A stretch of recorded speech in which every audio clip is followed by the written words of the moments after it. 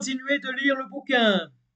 Étant donné que les produits utilisés pour ces missions de modification du temps vont littéralement pleuvoir sur les populations, les cultures et l'eau potable, l'ensemencement des nuages suscitent d'importantes préoccupations en matière de sécurité. Certains craignent que les particules accumulées ne s'attardent et finissent par se révéler cancérigènes pour les humains ou nocives pour l'environnement.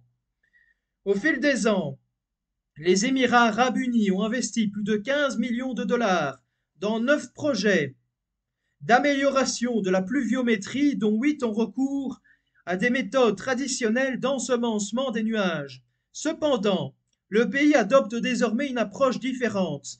Plutôt que de disperser les particules comme le fait l'ensemencement traditionnel des nuages, le centre de météorologie émirati utilise des drones pour modifier la structure des nuages. Ces drones sont conçus pour cibler certains nuages et utilisent des décharges électriques via des lasers concentrés pour rassembler de force les gouttelettes d'eau dans l'air, déclenchant ainsi des précipitations. À l'aide d'une forme d'aiguillon électrique, Dubaï réussit ainsi à électrocuter l'air pour le transformer en pluie, comme le montrent plusieurs vidéos publiées sur Instagram. La question est de savoir si le reste du monde suivra l'exemple émirati. La forme traditionnelle d'ensemencement des nuages est déjà utilisée aux États-Unis par 8 États de l'Ouest, notamment dans le bassin supérieur du fleuve Colorado. Des entreprises comme Weather Modification Inc. revendiquent leurs expertises dans l'utilisation de l'iodure d'argent pour déclencher des précipitations et des chutes de neige plus importantes. Jusqu'à récemment et même actuellement, dans une certaine mesure, il était difficile de déterminer l'efficacité de ces projets. Si une flotte de drones peut lutter contre les sécheresses de manière viable et rentable, il serait insensé de minimiser et d'écarter les avantages d'une telle technologie sur l'environnement. Cela étant, de tels avantages ne sont pas une raison pour tout miser sur une technologie aussi puissante. Certains experts craignent que le processus ne déclenche par inadvertance des inondations si la modification du temps résulte d'une tentative de forcer un jour de neige. Une discussion sur la privation des drones serait alors justifiée. La sécurité en eau est une priorité pour tous les pays. Sans eau, il n'y a pas de vie, pas d'agriculture et pas de pays. Des guerres ont été et sont encore menées pour accéder à l'eau. La Corne de l'Afrique est en ébullition au sujet du barrage, de la Renaissance en Éthiopie et du contrôle du Nil, un fleuve qui a apporté à la fois prospérité et conflit à la région depuis des millénaires. L'Égypte et le Soudan menacent de déclarer la guerre à l'Éthiopie, car le barrage risque de priver d'eau les pays situés en aval, bien qu'ils avaient jusqu'à présent exprimé l'espoir d'une solution diplomatique préventive pour éviter un véritable conflit. L'escalade ou l'apaisement des tensions dépendra largement de la pression internationale. Dans le golfe Persique, la chaleur a déclenché une grave sécheresse dans la région du Khouzistan, au sud-ouest de l'Iran, et le gouvernement a violemment réprimé les manifestations. Si l'ensemencement des nuages se généralise, il est facile d'imaginer que les autorités iraniennes ou tout autre pays utilisent la modification des conditions météorologiques contre l'opposition ou pour accuser les efforts d'ensemencement d'un pays voisin d'être à l'origine des problèmes météorologiques nationaux. Un pays en pleine sécheresse, déclenchant des précipitations au détriment de ses voisins, prend sans doute ce qui ne lui appartient pas. Le droit en matière de ressources, de pluie non encore tombée, sera délicat. Aucune norme internationale ne réglemente directement la question. Les implications géopolitiques deviendront plus préoccupantes car les appels à la restitution des ressources risqueront de s'intensifier. Si le contrôle de la météo est un luxe pour les puissants et les riches, l'accès à l'eau pourrait devenir un outil de pression ou de déclencheur de conflits. Une convention de l'ONU, vieille de 40 ans, interdit l'utilisation hostile de techniques de modification de l'environnement. En outre, un pays cherchant à infliger une saison sèche sans fin à ses adversaires suscitera, à n'en pas douter, un tollé international. Quoi qu'il en soit, le règlement des revendications et des conflits relatifs à la pluie volée constituera une nouvelle forme de litige problématique pour le monde, surtout si les étés continuent de rester si chauds. Source.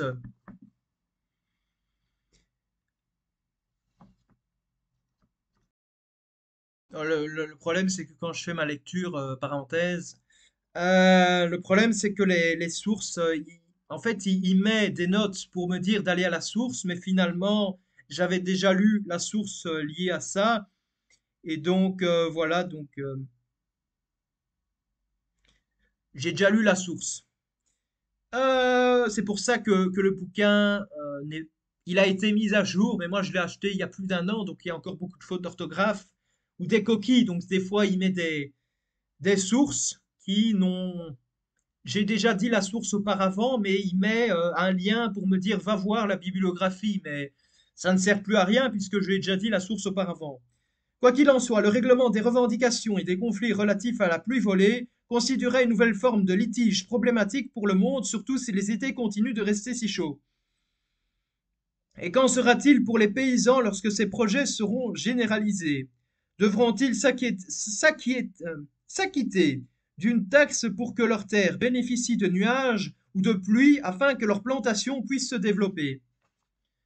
D'autres programmes sont à l'étude, comme le projet Nawapa, proposé dès 1964 pour remédier au sous-développement de l'Ouest américain. La North American Water and Power Alliance, alliance nord-américaine pour l'eau et l'énergie, NAWAPA, consiste à transférer une partie de l'eau douce inutilisée se jetant dans l'Arctique pour pourvoir au développement de l'ensemble du continent. Soutenu par Bob Kennedy et de nombreux sénateurs, NAWAPA devrait être un véritable projet Apollo pour le développement sur Terre. En 2010, avec l'aide de nombreux ingénieurs et techniciens de la construction, le comité d'action politique de Lyndon LaRouche a repris le projet pour en faire le New Deal du XXIe siècle, capable de créer 6 millions d'emplois qualifiés et de recréer la base industrielle et infrastructurelle sur laquelle l'Amérique du Nord pourra renouer avec le progrès.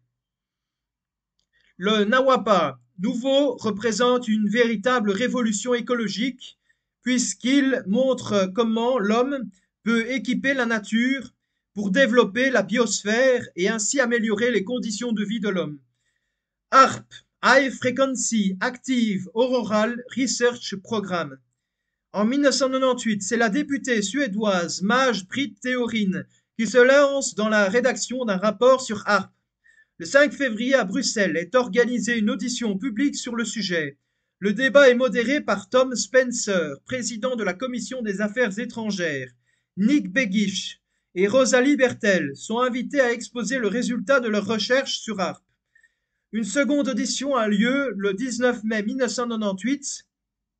Le 14 janvier 1999, Maj-Britt Theorin rend un rapport définitif concernant l'environnement, la sécurité et la politique étrangère. Le texte affirme que HARP est un système d'armement modifiant le climat. La conclusion est sans équivoque. HARP constitue un exemple d'une nouvelle menace militaire particulièrement grave pour l'environnement et la santé humaine au niveau planétaire. Maj-Britt Theorin demande à la Commission européenne de rédiger un rapport sur les implications sanitaires et environnementales du projet HARP. Sa demande est rejetée par la Commission européenne à l'environnement. Ritz G. Regarde, pour qui une telle demande outrepasse les compétences de la Commission de Bruxelles. Toutefois, le lendemain, le Parlement européen adopte une résolution présentant HARP comme un problème d'une portée mondiale. Pesticides, OGM, obésité, qualité de l'eau, nanoparticules, ondes Big Pharma, infertilité. L'agriculture occupe une place particulière dans l'histoire de l'humanité dans la mesure où, depuis son apparition aux alentours du Xe siècle avant Jésus-Christ, elle remplit la fonction essentielle de lui fournir ses moyens de subsistance. Dans l'accomplissement de cette mission, elle a toujours pu s'appuyer sur l'extension des surfaces cultivées ainsi que sur la hausse des rendements rendus possibles par le progrès technique et l'amélioration du mode d'exploitation des cultures, pour répondre aux besoins croissants de nourriture générés par la hausse de la population mondiale.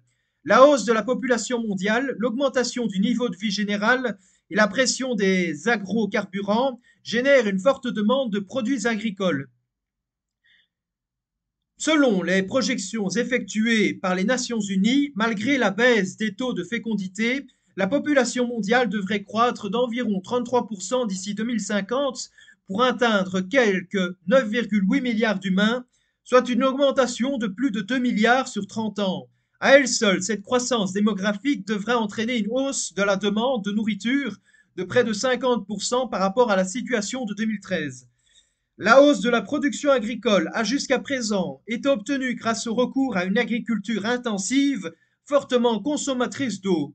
En particulier, les pratiques d'irrigation qui se sont considérablement développées dans le monde ont certes permis d'accroître les rendements agricoles, mais elles ont aussi généré une concurrence des usages de l'eau ainsi que des problèmes de soutenabilité, car souvent les prélèvements des rivières, des lacs, des nappes phréatiques ou fossiles finissent par épuiser les réserves naturelles qui deviennent une ressource de plus en plus rare.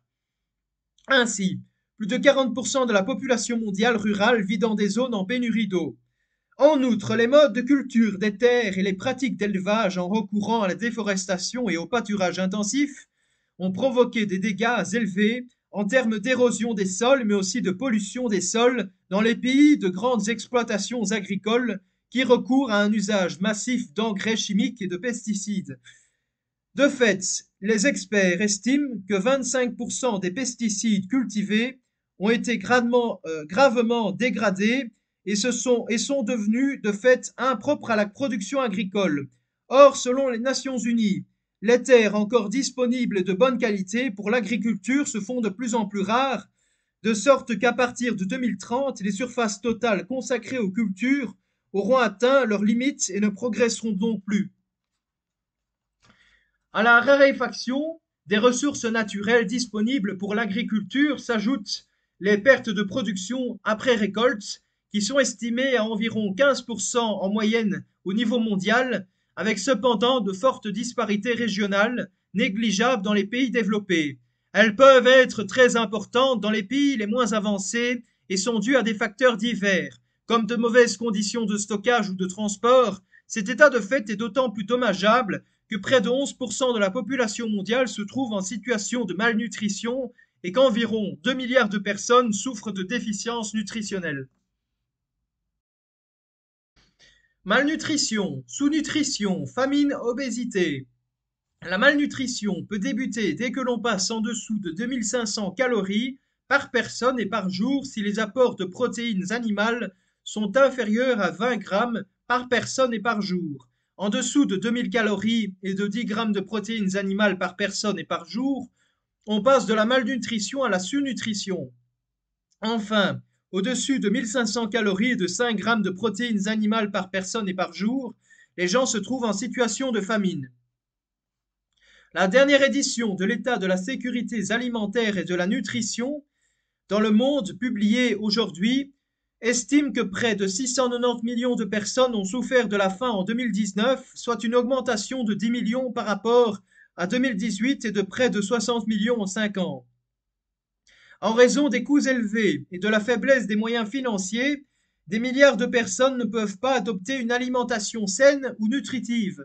C'est en Asie que les personnes qui souffrent de la faim sont les plus nombreuses, et c'est en Afrique que leur nombre croît le plus rapidement. Selon le rapport, la pandémie de Covid-19 pourrait faire basculer plus de 130 millions de personnes supplémentaires dans la faim chronique d'ici la fin de 2020. Et les flambées de faim aiguës dans le contexte de la pandémie pourraient faire encore grimper ce nombre ponctuellement. L'Asie reste la région où l'on trouve le plus grand nombre de personnes sous-alimentées, 381 millions. L'Afrique vient en deuxième position, 250 millions, suivi de l'Amérique latine et des Caraïbes, 48 millions. À l'échelle mondiale, le nombre de cas d'obésité a presque triplé depuis 1975. En 2016, plus de 1,9 milliard d'adultes, personnes de 18 ans et plus, étaient en surpoids. Sur ce total, plus de 650 millions étaient obèses. 39% des adultes âgés de 18 ans et plus étaient en surpoids en 2016 et 13% étaient obèses. La plupart de la population mondiale vit dans des pays où le surpoids et l'obésité font davantage de morts que l'insuffisance pondérale. La plupart de la population mondiale vit dans des pays où le surpoids et l'obésité tuent plus de personnes que l'insuffisance pondérale. En 2019, 38 millions d'enfants de moins de 5 ans étaient en surpoids ou obèses. En 2016, plus de 340 millions d'enfants et d'adolescents âgés de 5 à 19 ans étaient en surpoids ou obèses. La hausse de l'IMC est un facteur de risque majeur pour certaines maladies chroniques comme les maladies cardiovasculaires, principalement les cardiopathies et les accidents vasculaires cérébraux, qui étaient déjà la première cause de décès en 2012, le diabète, les troubles musculo-squelettiques, en particulier l'arthrose, une maladie dégénérative des articulations très invalidante. Certains cancers de l'endomètre, du sein, des ovaires, de la prostate, du foie, de la vésicule biliaire, du rein et du côlon. L'agriculture contribue fortement au changement climatique. L'extension des surfaces cultivées, notamment dans les pays émergents ou en développement, a constitué une des réponses aux problèmes de la faim et de la malnutrition dans le monde. Mais cette progression des surfaces cultivées s'est effectuée au détriment des surfaces boisées, et en particulier de la forêt primaire avec des conséquences environnementales très importantes, car ces forêts jouent un rôle essentiel dans l'absorption des gaz à effet de serre. C'est l'un des facteurs principaux qui explique que l'agriculture est l'un des plus gros contributeurs à l'émission de ces gaz, avec environ 25% du total mondial. Par ailleurs, le changement climatique lui-même engendre des effets secondaires sur l'agriculture en termes de diminution des rendements des cultures du fait d'une variabilité accrue des précipitations, d'une augmentation de la fréquence des périodes de sécheresse et d'inondation et de la disparition des pollinisateurs. Dans ces conditions, les experts sont unanimes pour prédire que la poursuite des tendances observées et des politiques agricoles en place rendrait insoutenable à terme le système de productions agricoles. Pesticides. Les pesticides ont été très tôt utilisés pour protéger les cultures et la santé publique afin de limiter la propagation de parasites et autres maladies et d'améliorer la qualité de la production alimentaire. Voilà. À très bientôt pour une prochaine vidéo.